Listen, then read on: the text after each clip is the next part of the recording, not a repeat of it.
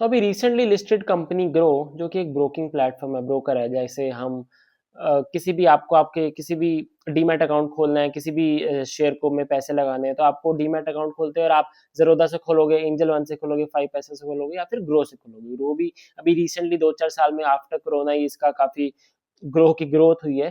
तो इस वीडियो में हम डिस्कस करते हैं कि इनका बिजनेस मॉडल क्या है, पैसे कैसे कमाते हैं, क्या आपको इसमें पैसे लगाने चाहिए ग्रो में, एंड ऑल्सो कंपनी का आगे गाइडेंस क्या है, कैसे कमाएगी पैसे, और इनके रिजल्ट्स भी देखते हैं जो इनके रिजल्ट्स आए हैं।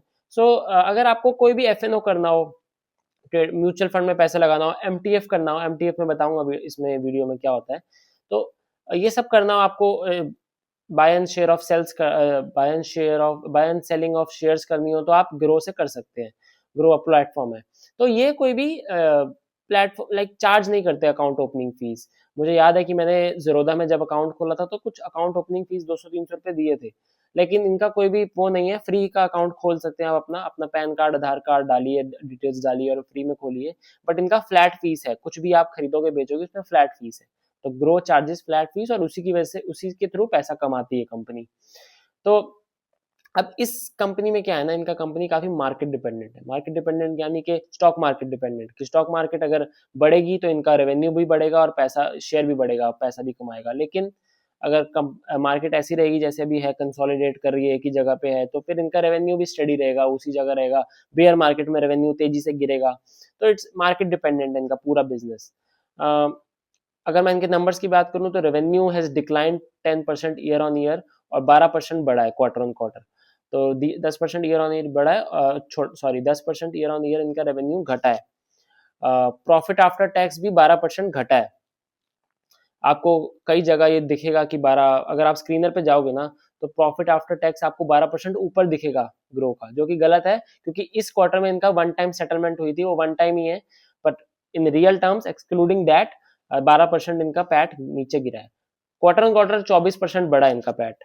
तो उस तरीके से अच्छी कर रही है कंपनी। बट कंपनी एमटीएफ पे फोकस कर रही है, और एमटीएफ का लोन बुक कंपनी का 4x हो गया है, 4% नहीं 4x पिछले साल से 4x हो गया है। तो एक्टिव यूजर्स कंपनी के ना, क्वार्टर ऑन क्वार्टर भी 61% बढ़ा इनका एमटीएफ लोन बुक। एमटीएफ क्या होता है अगर आपको नहीं पता तो मैं भी बताता हूँ 2 मिनट में। लेकिन इससे पहले इनके जो एमटीएफ यूजर्स है ना 80,000 है, 80,000 हो गए हैं, और इन्होंने अप्रैल 2024 में ही एमटीएफ का बिजनेस स्टार्ट किया था, यानी अभी 1.5 साल में ही 80,000 इनके एक्टिव यूजर्स बन गए एमटीएफ में। साथ ही में कंपनी बुलिश है एमटीएफ पे तो है ही, और वेल्थ मैनेजमेंट पे। तो वेल्थ मैनेजमेंट में क्यों बुलिश है, कि वेल्थ मैनेजमेंट में क्या करते हैं ना, कंपनी एचएनआई क्लाइंट्स को एक्वायर करते हैं और उनको आरएम देते हैं। आरएम क्या है, रिलेशनशिप मैनेजर।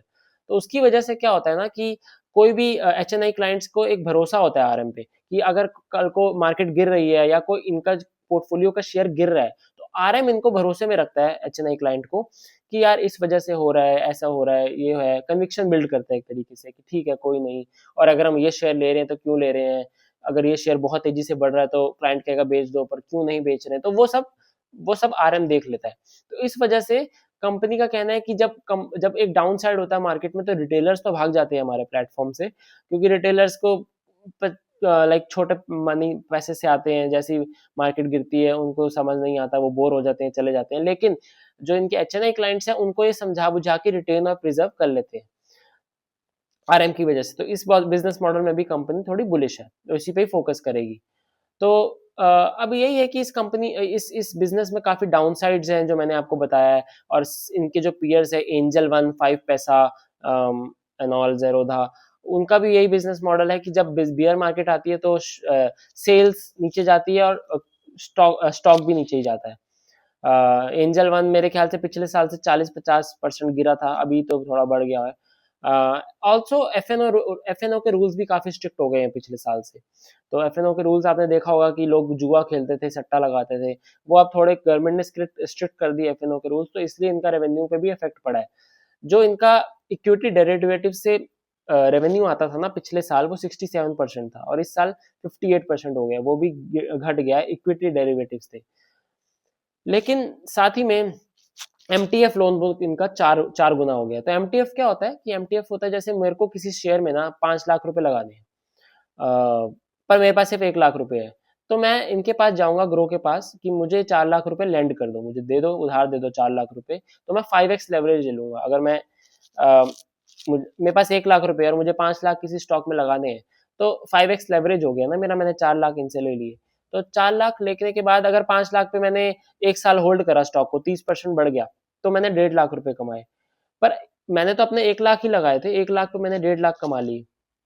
तो उस 4 लाख पे जो मैंने इंटरेस्ट लिया है, जो 4 लाख रुपए मैंने इनसे उधार लिया है, उस पे मुझे इंटरेस्ट देना होगा। वो इंटरेस्ट इनकी वेबसाइट पे आपको जाके देखना होगा।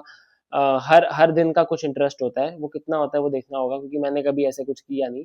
लेकिन like I am speaking from the customer perspective, कि अगर 1 लाख रुपए मैंने किसी स्टॉक में मैंने इन्वेस्ट करे और 1.5 लाख बन रहे हैं, तो मेरा तो बहुत एक्सपोनेंशियल फायदा हो रहा है ना, इनकी इनकी सर्विसेज की वजह से। लोग ऐसे ही एमटीएफ में ट्रेड करते हैं, ग्रो से पैसा लेते हैं, पैसा बनाते हैं, और ग्रो उसी से ही अपने इंटरेस्ट, लाइक लाइक बैंक पैसा कमाता है इंटरेस्ट से, वैसे ही पैसे कमाता है। तो एमटीएफ पे इनका फोकस है ग्रो का, और वेल्थ मैनेजमेंट पे फोकस है, जैसे मैंने बताया।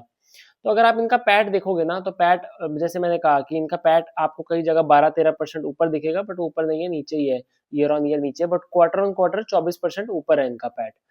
सो grow is focusing on wealth management and MTF, जैसे मैंने कहा। और इन्होंने अभी इसी क्वार्टर में एक प्लेटफॉर्म है फिजडम करके, जिनके पास भी क्लाइंट्स थे वेल्थ मैनेजमेंट से रिलेटेड, और उनके पास भी रिटेलर्स भी थे जो कि पैसा लगाते थे, ट्रेडिंग करते थे। तो वो भी अब सारा वो बेस भी इनके पास आ जाएगा। फिजडम करके एक प्लेटफॉर्म है जिन्होंने एक्वायर कर ली है कंपनी को, तो उसका रेवेन्यू भी Q3 से कंट्रीब्यूट करने लग जाएगा, ग्रो के रेवेन्यू कंट्रीब्यूट करने लग जाएगा ग्रो के सेल्स में। तो वो भी करेगा। बट साथ ही मैं आपको बता दूं कि इसका बिजनेस ऐसे ही है कि स्टॉक मार्केट, अगर बुल मार्केट में सपोज कि अगर अगले 1.5-2 साल में हम बुल मार्केट में जाते हैं, तो ग्रो की सेल्स अच्छे से, काफी अच्छी तरीके से ग्रो करेगी। साथ ही में एंजल 15 पैसा, ये सब स्टॉक्स की भी काफी तेजी से सेल्स ग्रो करेगी, और फिर ऑब्वियसली स्टॉक भी उसको चेस करेगा, तो स्टॉक भी ऊपर बढ़ेगा।